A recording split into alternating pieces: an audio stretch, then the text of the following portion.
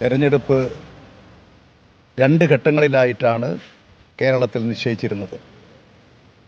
ഒന്നാം ഘട്ട തെരഞ്ഞെടുപ്പ് തെക്കൻ കേരളത്തിൽ 9-ാം തീയതി പൂർത്തീകരിച്ചു കഴിഞ്ഞു. വടക്കൻ കേരളത്തിൽ ഇന്നാണ് തെരഞ്ഞെടുപ്പ്. ഈ തെരഞ്ഞെടുപ്പിൽ കേരളത്തിലാകെ നിരീക്ഷിക്കുമ്പോൾ കാണാൻ കഴിയുന്നത് ഇടതുപക്ഷത്തിന് അനുകൂലമായിട്ടുള്ള വലിയൊരു തരംഗം തന്നെ എല്ലാ ഭാഗത്തും കാണാൻ സാധിക്കും.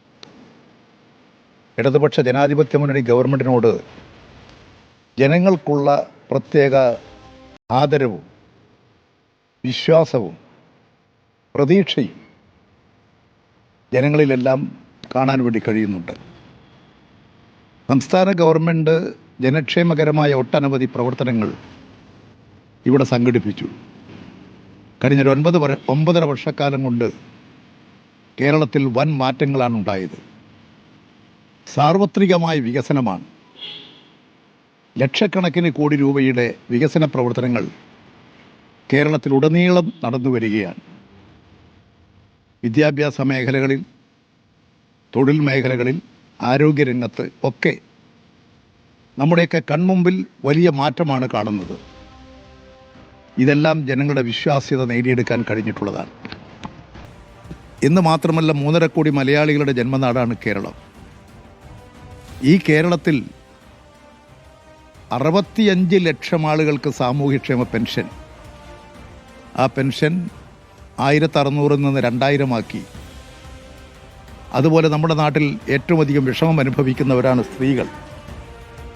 സാമൂഹ്യമായ ഒട്ടനവധി അടിച്ചമർത്തലുകൾ അനുഭവിച്ചവരാണ് കേരളത്തിലെയും ഇന്ത്യയിലെയും സ്ത്രീകൾ.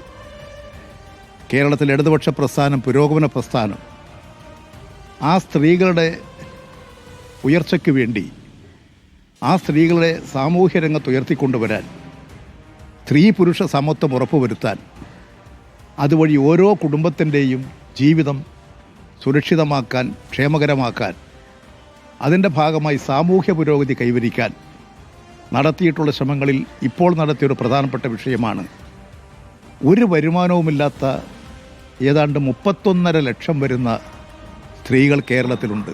ഒരു പൈസ വരുമാനമില്ല. ആ സ്ത്രീകൾ മറ്റുള്ളവരെ ആശ്രയിച്ച് വേണം എന്ത് കാര്യവും നിർവഹിക്കാൻ. ഒരു സ്ത്രീക്ക് സ്വന്തം കയ്യിൽ കാശില്ല. ഗവൺമെൻറ് അത് കണ്ടെത്തിയിട്ടാണ് 31.5 ലക്ഷം വരുന്ന സ്ത്രീകൾക്കും മാസം പ്രതി 1000 രൂപ അവരുടെ സംരക്ഷണത്തിന് വേണ്ടി നൽകാൻ തീരുമാനിച്ചത്. ഈ ഡിസംബർ മാസം മുതൽ അത് കൊടുക്കേണ്ടതാണ്. പക്ഷേ തെരഞ്ഞെടുപ്പായതുകൊണ്ട് ഇപ്പോൾ അതിൻ്റെ ചട്ടങ്ങളനുസരിച്ച് ചെയ്യുന്നത് നിയമവിരുദ്ധമാകുമെന്നുള്ളത് കൊണ്ട് ഈ മാസം ലഭ്യമാകുന്നില്ല. അതുപോലെ യുവാക്കൾ, തൊഴിൽ രഹിതരായവർ, തൊഴിൽ തേടി, അവർക്ക് ആ തൊഴിൽ മേഖലയിൽ തൊഴിൽ തേടി അപേക്ഷ കൊടുത്ത് തൊഴിൽ കിട്ടുന്നത് വരെയുള്ള കാലഘട്ടത്തിൽ തൊഴിൽ സംരംഭകർക്ക് തൊഴിൽ തേടാനുള്ള ചിലവുകൾക്ക് വേണ്ടി മാസം പ്രതി 1000 രൂപ കൊടുക്കും. പി ജയരാജന്റെ പ്രതികരണമാണ് നമ്മൾ കണ്ടത്. വടക്കൻ കേരളം വിധി എഴുതുന്ന നിർണായകമായ മണിക്കൂറാണിത്. ഇപ്പോൾ